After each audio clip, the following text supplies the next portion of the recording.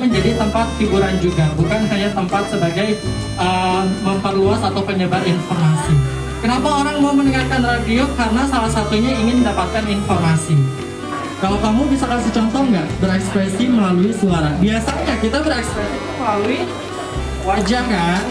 Ini kita harus berekspresi melalui suara. Bisa kasih contoh nggak? Bisa nggak? Pernah dengar laporan lalu lintas di radio?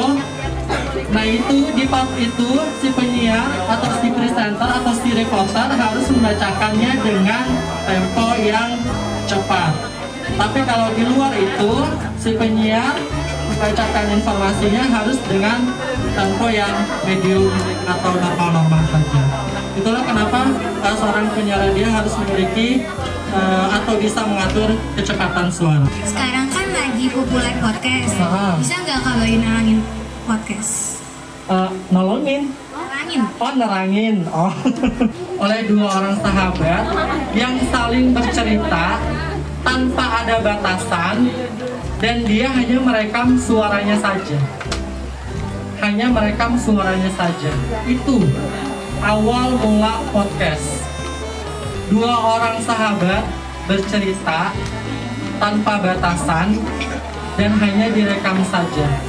Tapi seiring berkembangnya zaman, makin kesini, podcast bisa kalian lihat visualnya, ya kan? Kalau podcast sebenarnya itu hanya suara saja, nggak ada visual.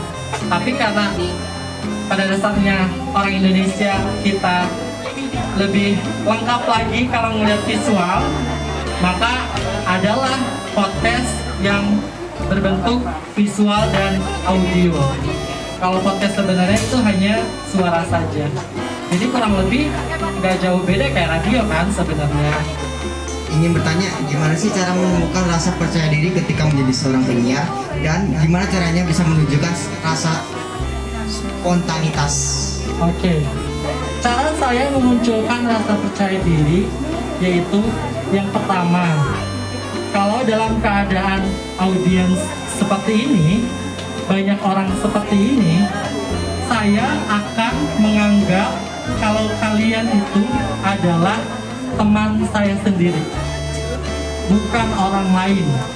Kalian adalah teman saya sendiri. Kalian akan bedain rasanya gimana caranya ngomong di depan teman sendiri sama di depan orang lain. Pasti akan berbeda.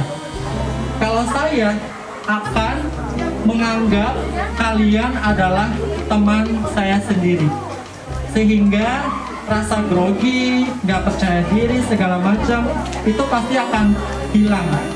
Karena kita lagi ngobrol sama teman sendiri. Ngobrol sama teman sendiri ya harusnya kayak gini, nggak kaku, nggak harus takut salah sedikit nggak apa-apa, namanya itu manusiawi, ya. Ini disebutnya dengan yang udah full HD atau yang udah lebih tepatnya ini sebenarnya teman-teman pernah tahu handycam? Nah, ini fungsi operasinya itu hampir sama kayak handycam karena semuanya serba otomatis. Ada kamera yang benar-benar semuanya itu manual, kayak pencahayaannya masih manual, autofokusnya masih manual, terus masukin memori aja masih manual. Tapi kalau ini kamera yang sudah praktis, udah siap pakai lah, hampir sama kayak handphone, tinggal temen-temen klik nyalain on kamera mulai dan klik record. Yang zoom bisa menggunakan alatnya untuk mengezoom atau bisa menggunakan si kamera yang kita bawa. Contoh, ini kita sebut zoom in dulu ya, zoom in yang menggunakan badan manusia sendiri, bukan menggunakan alat dari si kameranya. Zoom in, misalnya gini. Udah sama zoom. Nah, begini, ini namanya zoom in. Kalau zoom out itu ditarik mundur ya, berarti zoom in, berarti in masuk kan, masuk, dorong, kasih kode ke center, oke, record dulu, record, kasih oke. Selamat siang. Selamat siang, sahabat setia di rumah. Saya Megida Putri Wibowo, salah satu perwakilan dari SMP Negeri Selatan, ingin melaporkan kejadian yang ada di SMP Negeri Selatan pada hari ini yang sedang mengadakan workshop literasi pada hari Selasa 26 Oktober 2021. Saat ini jam 8.30, siswa-siswi SMA 5 sudah memadati bagian pendopo untuk mengikuti workshop yang akan dibawakan oleh Radio TV di bawah Mukti, dan acara ini dihadiri oleh perwakilan-perwakilan kelas yang ada, siswa-siswi yang ada di SMP 5 Taman Selatan, dan ini disambut antusias oleh mereka yang sebagai contoh mereka mau bertanya tentang apa itu televisi dan radio yang disampaikan oleh narasumber. Baiklah, hanya itu yang bisa saya sampaikan pada siaran kali ini. Terima kasih. Kembali ke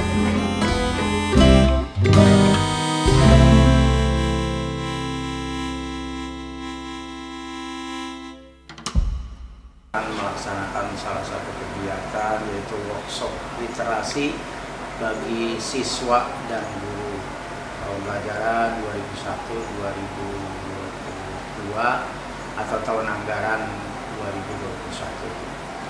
2021. Workshop literasi itu adalah salah satu kegiatan yang memang banyak diminati dan harus juga diminati oleh para siswa karena minat baca siswa sampai saat ini alhamdulillah meningkat. Namun dengan pengembangan literasi itu kita mengadakan salah satunya adalah workshop. Dalam workshop ini dimana peserta yang pertama bisa membuat suatu review karena ada tantangan, ada review dari salah satu buku, dia membaca buku kemudian membuat review dari buku tersebut. Karena ketika tahun 2017 waktu itu ada yang namanya WJLC, yaitu West Java Reading Challenge ya, dimana siswa itu dibuat tantangan untuk bisa membaca buku minimal dalam waktu 10 bulan itu 24 buku dengan membuat suatu upload atau membuat suatu review. Nah, di sini juga sama di SMP 5 karena SMP 5 itu ikut juga dalam kegiatan tantangan Jawa Barat tentang literasi, maka untuk bisa meningkatkan kegiatan tersebut, maka kita membuat suatu workshop literasi khususnya bagi siswa kelas 7 dan kelas 8. Ya, karena di dalam tantangan itu tidak hanya siswa, juga guru itu membuat suatu tantangan, sama membuat suatu review buku dengan bentuk misalnya bentuk fishbone, bentuk white chart. Ya. Mereka harus bisa juga, ya terutama guru bahasa Indonesia ataupun guru bahasa Inggris. Salah satu yang paling utama dengan kegiatan workshop literasi, pertama siswa bisa membuat suatu review, itu yang pertama. Yang kedua, minat baca siswa. Nah, karena dengan membuat review salah satunya, maka dia harus membaca buku. Baru dengan selesai membaca buku, maka bisa membuat suatu review. Salah satu tujuannya adalah mengembangkan minat baca buku terhadap siswa maupun terhadap guru.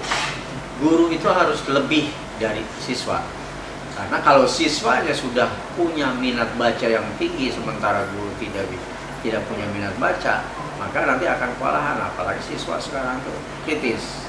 Maka saya mengajak kepada guru-guru, ayo sama-sama kita galang, kita tingkatkan, kita kembangkan minat baca, sehingga wawasan kita dalam memberikan materi pembelajaran akan lebih baik, karena ilmu yang paling banyak dikembangkan itu dari membaca, karena ada bahasa membaca itu adalah jendela ilmu gitu kan.